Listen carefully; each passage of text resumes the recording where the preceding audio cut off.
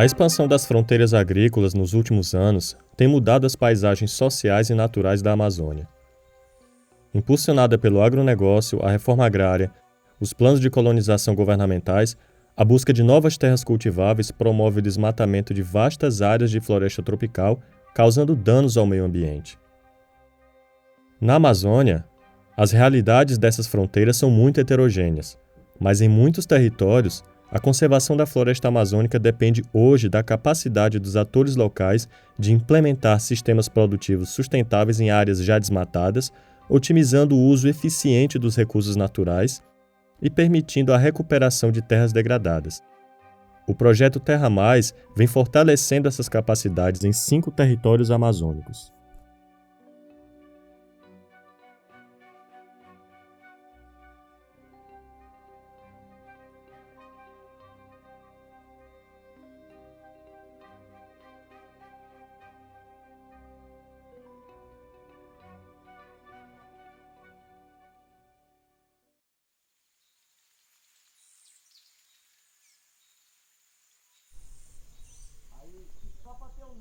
A combinação de culturas agrícolas com a cobertura de árvores pode ser muito benéfica tanto para a agricultura quanto para o meio ambiente. Essa técnica foi proposta e trabalhada com agricultores locais para iniciarem a transição sustentável em suas propriedades rurais. Hoje a gente encontra certa dificuldade para poder propor plantio de árvores, por exemplo, seja em pastagem, seja em qualquer outro tipo de cultivo, incluindo a cafeicultura. Então, a gente fez toda uma contextualização da importância, né? A gente conseguiu a confiança do agricultor para poder incluir nos seus sistemas produtivos, né, técnicas que tivessem impacto ambiental positivo também. As árvores produzem múltiplos serviços ambientais, como, por exemplo, proporcionam sombra que ajudam a equilibrar o ecossistema local e melhoram a qualidade da produção.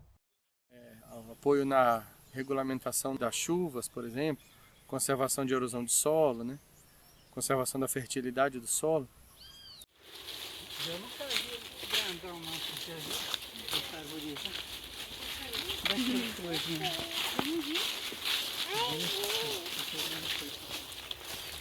Mas a gente fala também, né, dos aspectos positivos da arborização que são diretamente ligados à geração de renda, né?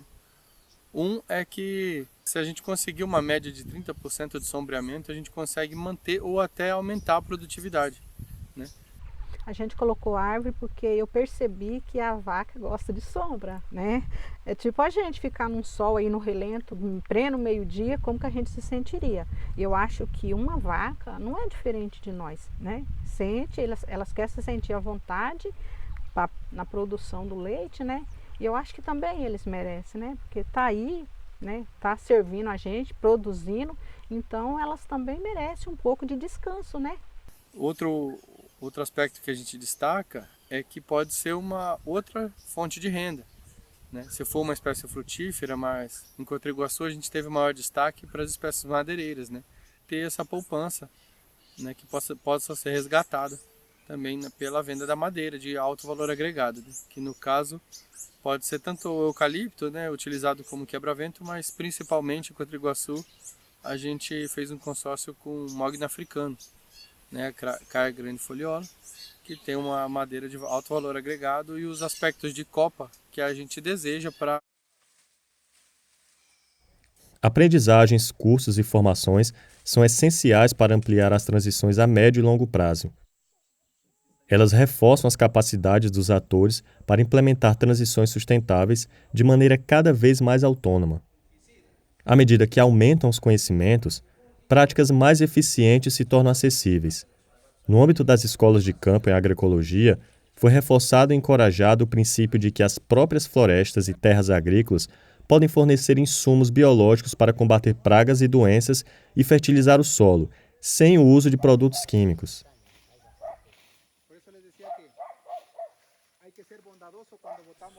Estamos haciendo la recolección de microorganismos de montaña para hacer nuestro propio vivero y luego hacer nuestro propio fertilizante de montaña para nuestros cultivos aquí.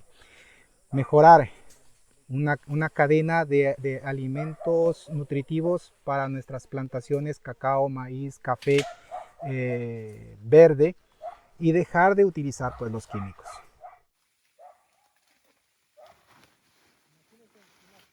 Tiene más de 32 elementos de la tabla periódica que le incorporamos, imagínate, un fertilizante de montaña. Entonces, ¿cuán rico va a ser ese fertilizante que nosotros vamos a producir a un costo demasiado bajísimo? Años anteriores a este tiempo, con el verano, estaban palito, no tenían hojas. Y hace 2 años que mi cacao ya no se queda sin hojas, porque le estoy abonando siempre con los microorganismos que en el verano eso yo los echo a todas mis plantitas. Es que eso bastante le favorece a la planta y le hace sus hojitas verdes. Las plagas también no penetran mucho, no hay. El microorganismo le ayuda bastante.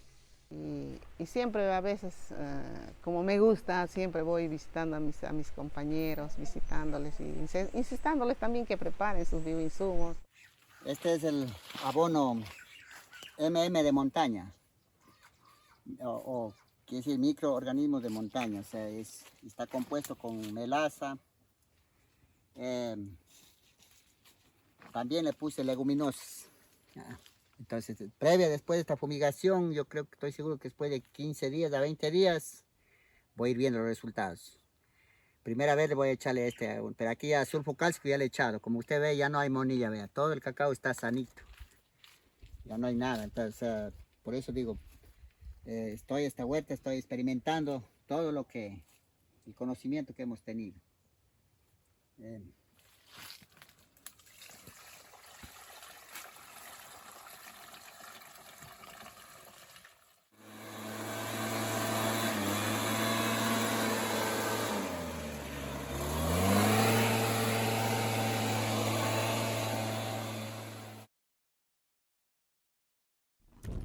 Além dos insumos químicos, outra prática prejudicial ao meio ambiente e à saúde humana é o uso do fogo para preparar as parcelas antes dos cultivos. Embora seja uma tradição antiga na Amazônia, o uso do fogo para esta finalidade tornou-se perigoso, pois além de liberar mais CO2 na atmosfera, o fogo destrói a biodiversidade e a fertilidade do solo, e se não for devidamente controlado, pode afetar as áreas cultivadas, as habitações e as florestas. Todos estão cientes hoje das degradações ambientais acontecendo na Amazônia, né? E muitas delas por conta do uso do fogo. Tá? Então, o primeiro motivo para trabalhar com uma agricultura sem fogo é justamente esse, reduzir o risco, né, de causar danos ambientais que a gente sabe que prejudicam a todos. Essa palhada vai estar mais bonita ainda do que essa, né? E não vai faltar luz para a maneira que se plantou. A transição para uma agricultura sem fogo, ela demanda muita aprendizagem. Nós precisamos ser capazes de renovar e manter e aumentar a fertilidade do solo. Tá? O fogo faz isso.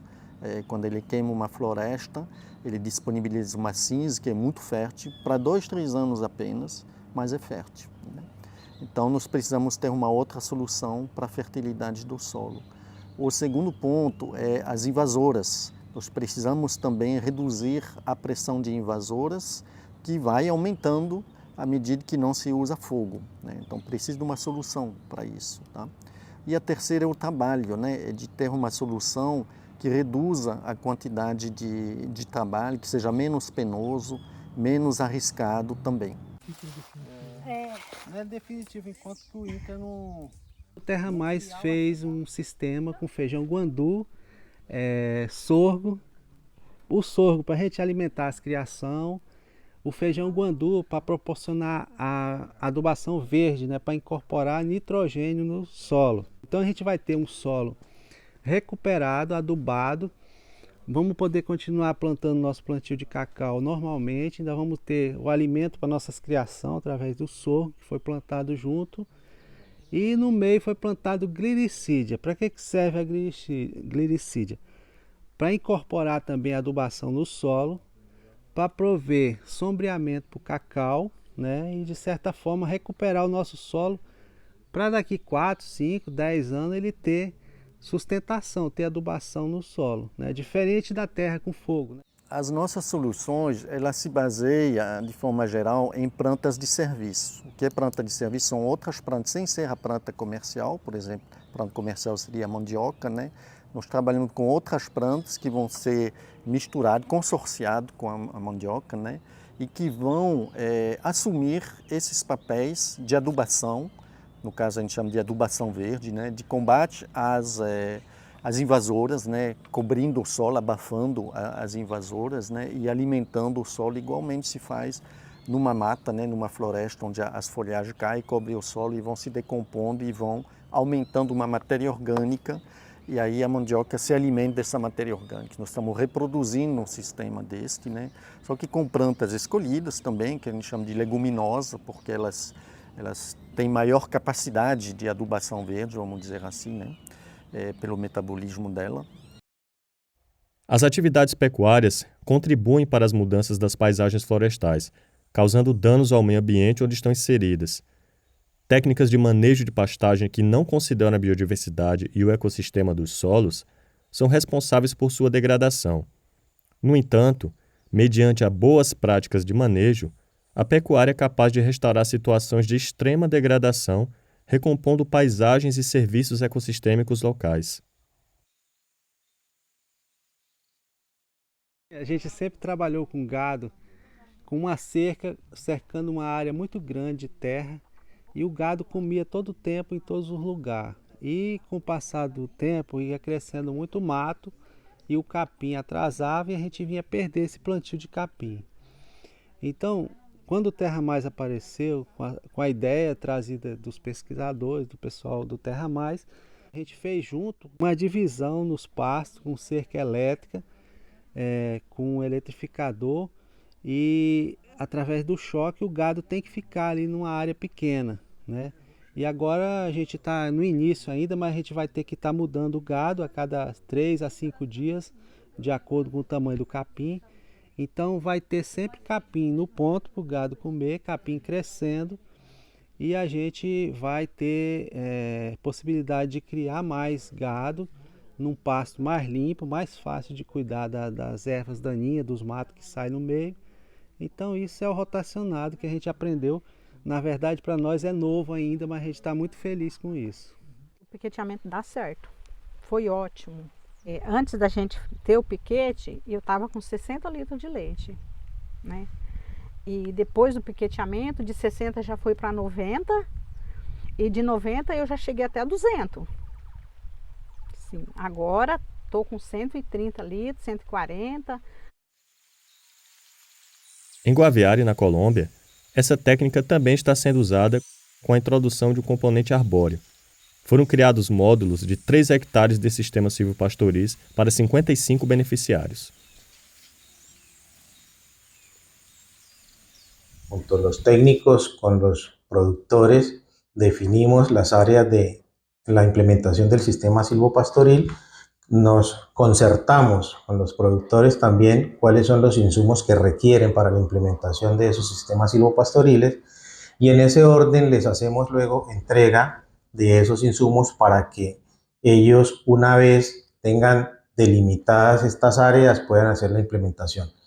También se definen las áreas para la implementación del acueducto ganadero o la red de distribución del agua en cada uno de los potreros.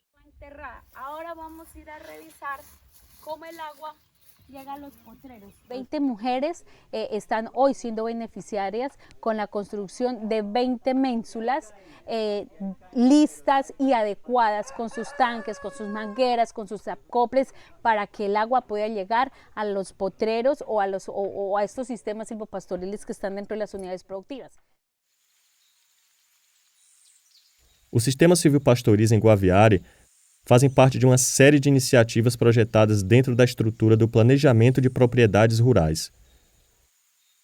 Esse planejamento leva em conta todos os componentes da fazenda. Ele identifica as áreas a serem restauradas, conservadas e intensificadas. Consiste en diseñar un plan que integre las actividades productivas como la ganadería o la agricultura con las actividades de protección y conservación del ecosistema. Duré más de un año haciendo planificación de cómo iba a quedar la finca que tengo. Se promueven acciones de restauración de rondas hídricas, recuperación de bordes de bosque y aumento de parches de bosque intrapredial. Esto permite frenar la expansión de la frontera agrícola intrapredial y optimizar el uso del área productiva por cada uno de los propietarios, de las familias productoras, y también incrementa o mejora la productividad, generando entonces mayores ingresos a los núcleos familiares.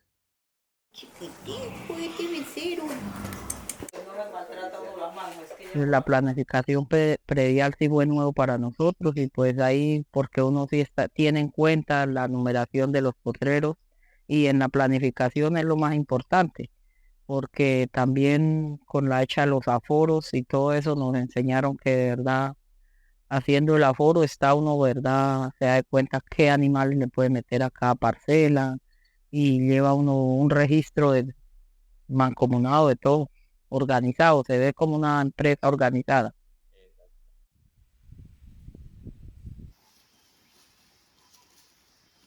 Graças à implementação do sistema silvopastoriz e do planejamento da propriedade, os criadores de gado conseguem conservar as áreas florestais e, ao mesmo tempo, restaurar as pastagens degradadas e melhorar a sua produtividade.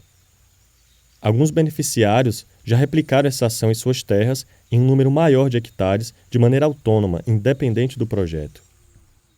Desde luego, yo voy a continuar y hasta mejorando. Cada vez que tenga los recursos voy a seguir mejorando, seguir implementando las cercas en potreros pequeños, porque ya está comprobado que hay más pasto, hay más formas de manejar mejor el ganado. Entonces, eso nunca lo olvidaré mientras yo esté vivo. As capacidades dos parceiros do Terra Mais foram fortalecidas durante a implementação das transições sustentáveis.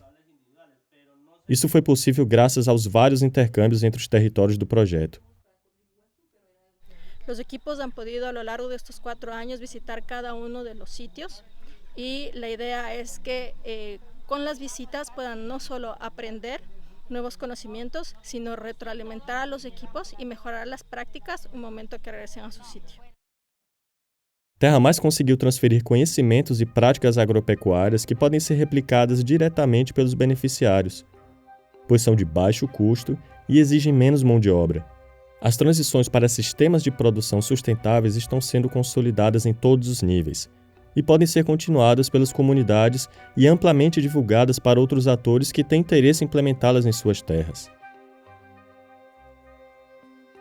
Manter uma Amazônia viva, produtiva e sustentável também depende do comprometimento dos atores locais em conciliar suas demandas e a produção agropecuária com a conservação da floresta e seus recursos, dos quais eles também dependem para sobreviver.